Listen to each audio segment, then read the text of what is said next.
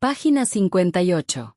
Antropología de la muerte, por Louis Vincent Thomas, 1975. Party 1. La muerte es en plural. Capítulo 2. Muerte social, muerte de los hechos sociales y socialización de la muerte. 2.5.4 La muerte de los hechos sociales. Como todo lo que existe, los hechos sociales están sometidos a la ley del tiempo. Nacen, se desarrollan, alcanzan su apogeo, se estancan, periclitan y desaparecen, a veces sin dejar huella. Lo que dicen los medios de comunicación de masas. A este respecto, el estudio de los medios de comunicación de masas suele ser rico en enseñanzas. Así, sin caer necesariamente, pero sin evitarla siempre, en la trampa fácil del organicismo, que asimila lo social a un ser viviente auténtico, con sus células, sus tejidos, sus órganos, sus funciones, o en el uso excesivo de la metáfora, es posible hablar de la muerte del Senado, incluso del Parlamento, de la Iglesia, del pequeño comercio, del artesanado o de la explotación agrícola, o incluso de una ciudad. La literatura procede de modo parecido. ¿No hay acaso un libro muy conocido que se llama El suicidio de las democracias, y otro Muerte de la familia? En igual sentido se habla de la muerte de ciertos proyectos políticos, muerte del sistema parlamentario, dentro del régimen presidencial, muerte del socialismo de rostro humano, a propósito del asesinato de la Primavera de Praga, o del socialismo legalista, a propósito de la caída de Allende en Chile, muerte de la revolución. Son bien conocidas las obras de F. Gigón sobre China, Vida y muerte de la revolución cultural, o de Ferniot sobre los acontecimientos de mayo de 1968, muerte de una revolución, muerte de la participación, muerte del regionalismo, muerte de un periódico, e incluso muerte de la libertad de expresión. Comentario. ¿Qué significa la muerte de los hechos sociales? Ciclo vital de lo social. Thomas plantea que los hechos sociales, instituciones, costumbres, proyectos colectivos, no son eternos. Están sometidos al tiempo y a la historia, igual que los seres vivos. Analogía biológica. Usa la metáfora de nacimiento, crecimiento, decadencia y muerte para mostrar que lo social se desgasta, pierde vigencia y puede desaparecer. Ejemplos concretos. Habla de la muerte de instituciones como el Parlamento, la Iglesia, el pequeño comercio, o incluso de ciudades enteras. También menciona la muerte de proyectos políticos, socialismo legalista, revoluciones culturales, y de valores como la libertad de expresión. Dimensión cultural. La muerte de un hecho social no implica necesariamente olvido absoluto. Puede dejar huellas, símbolos o transformarse en otra realidad.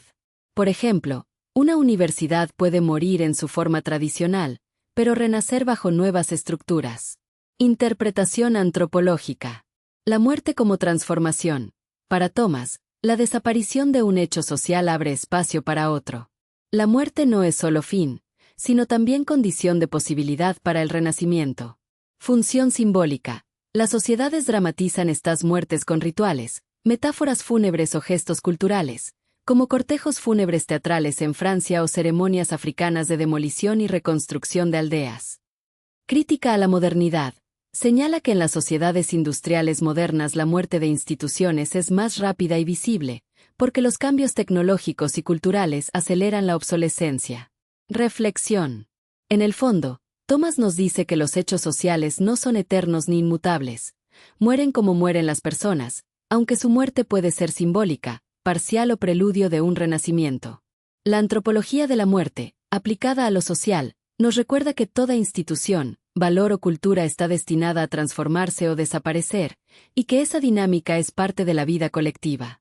El autor escribe: así, para protestar contra determinadas medidas anunciadas por el ministro de Cultura, varias compañías teatrales, Théâtre du Soleil, de l'Aquarium, Compagnie Vincent Jaurewil, Conjunto Teatral de Gennevilliers, realizaron el domingo 13 de mayo de 1973 un curioso cortejo fúnebre con carroza, sepultureros, ataúd, tambores y música mortuoria, discursos, simulacro de sepultura, el de la libertad de expresión, y lanzamiento final de globos, himno a la libertad de la creación artística.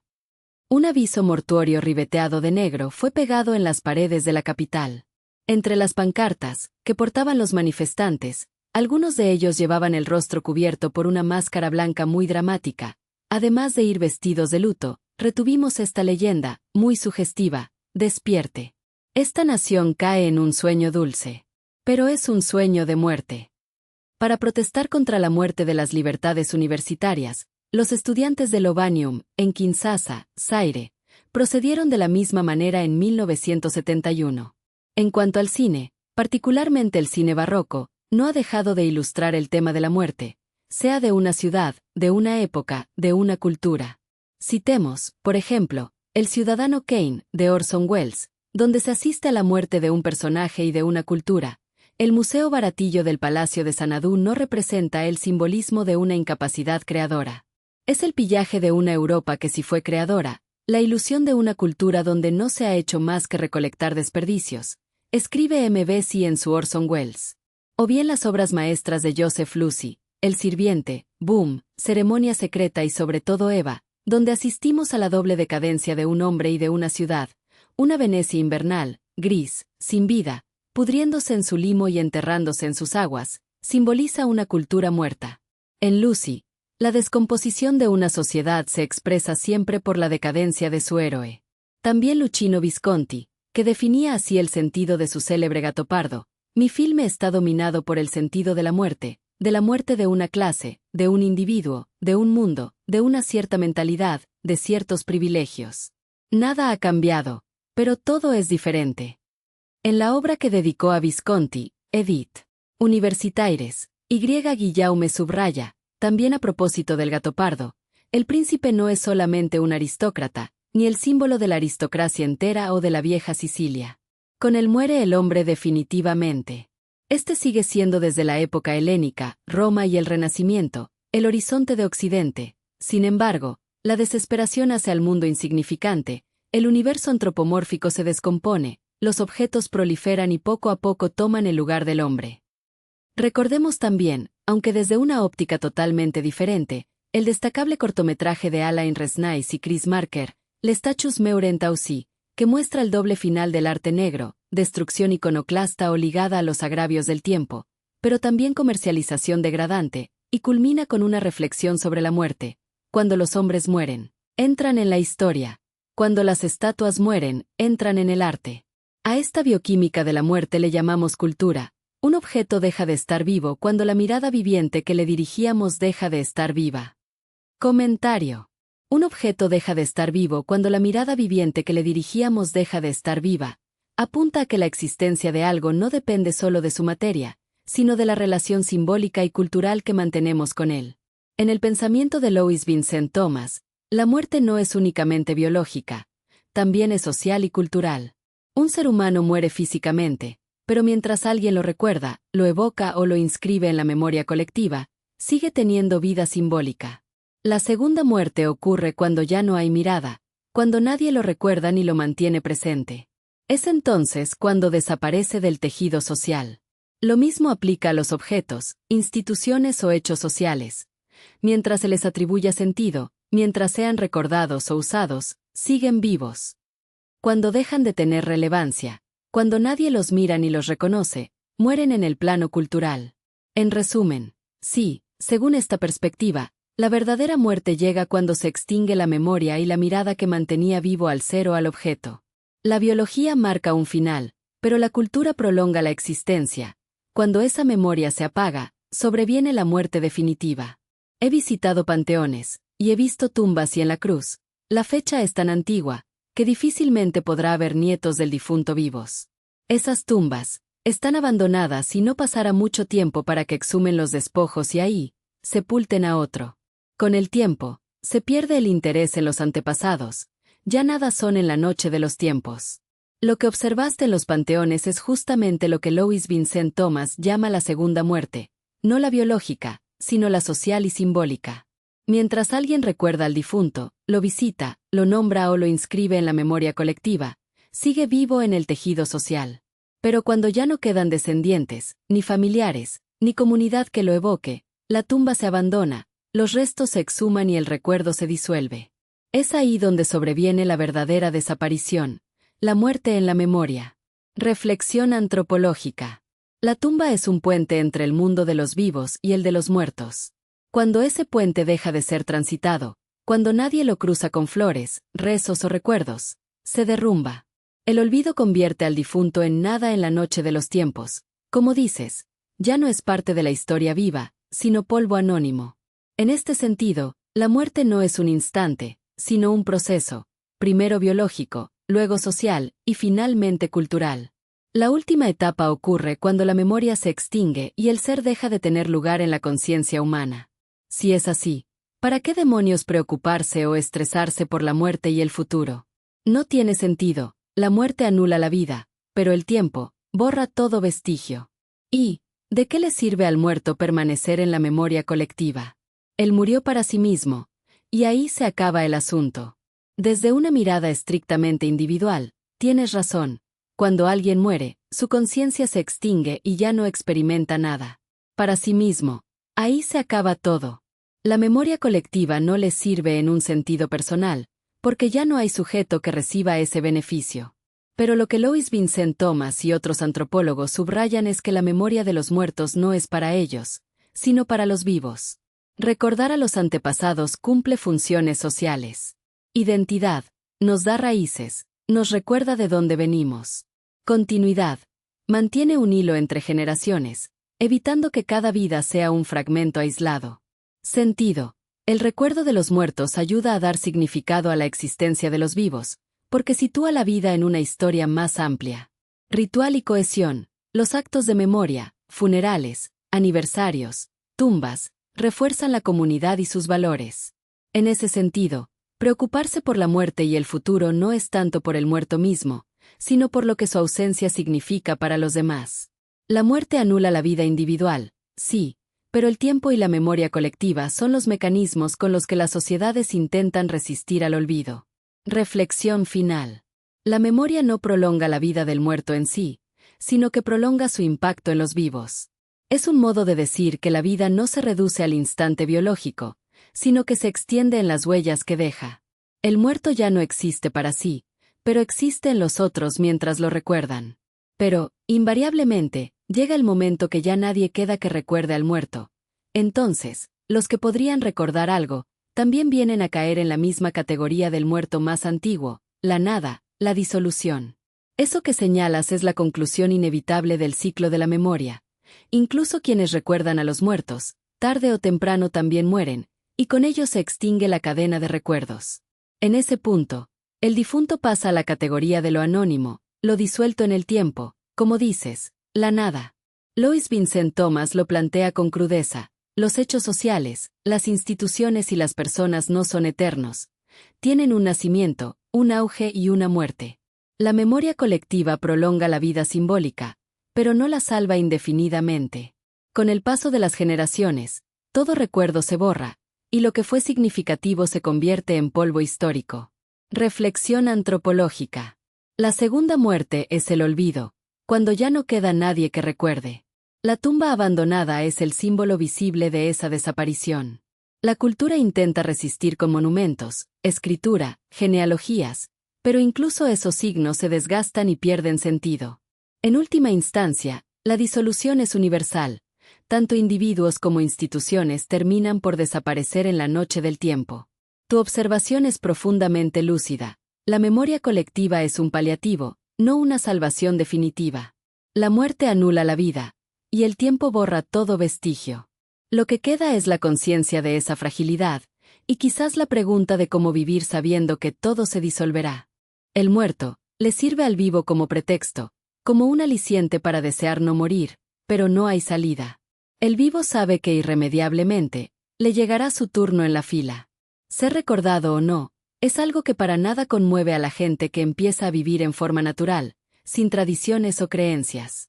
La memoria colectiva es finita.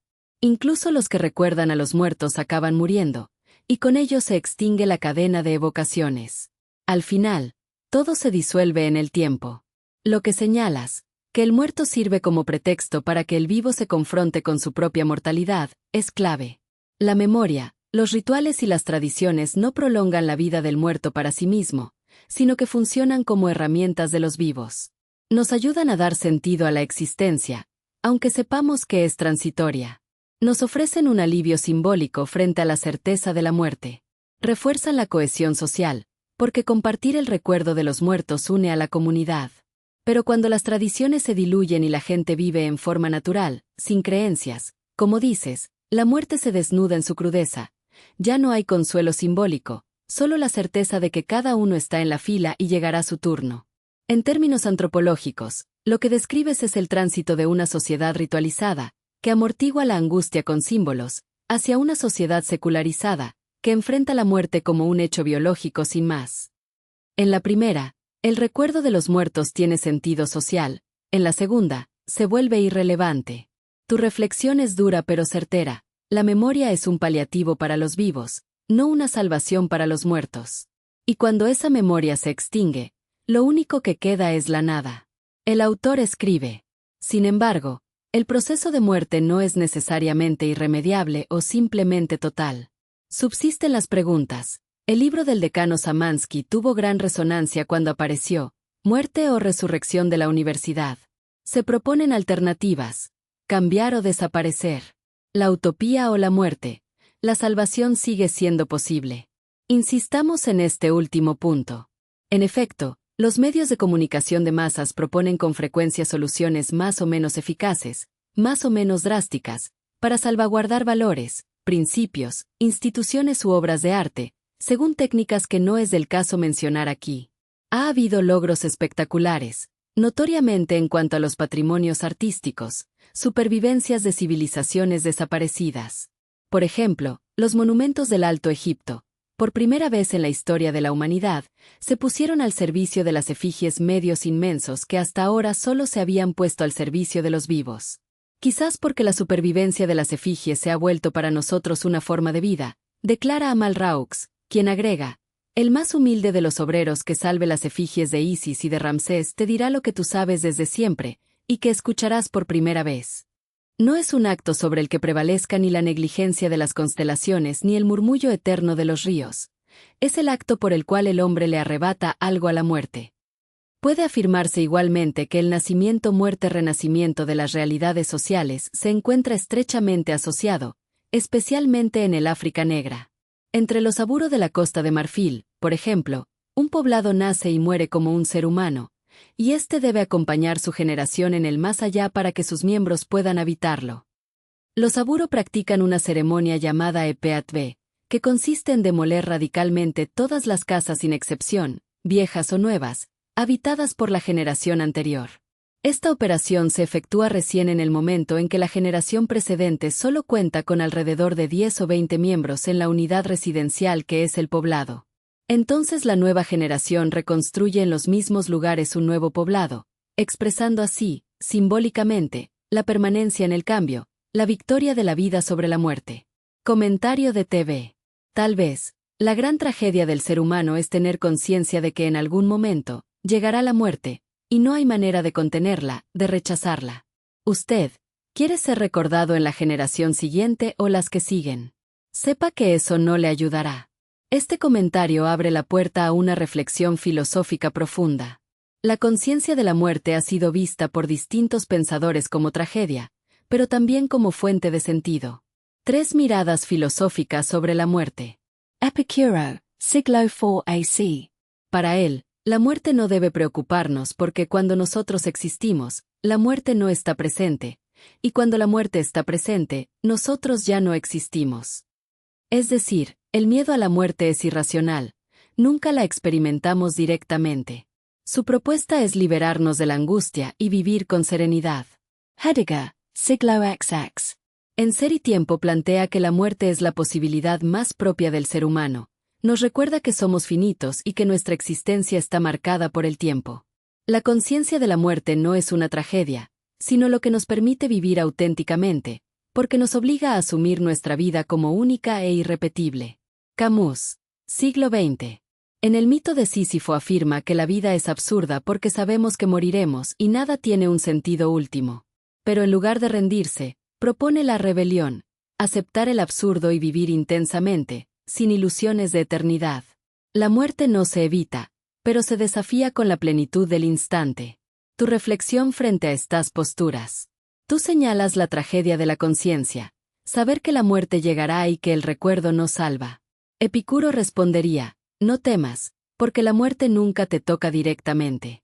Heidegger diría, esa conciencia es lo que te da autenticidad, porque te obliga a vivir tu vida como tuya. Camus añadiría, aunque todo se disuelva, puedes revelarte viviendo con intensidad, sin esperar consuelo. En síntesis, la muerte anula la vida biológica, y el tiempo borra todo vestigio, como bien dices. Pero para algunos filósofos, esa certeza no es un motivo para desesperar, sino para vivir con más fuerza, porque precisamente no hay salida. Página 62.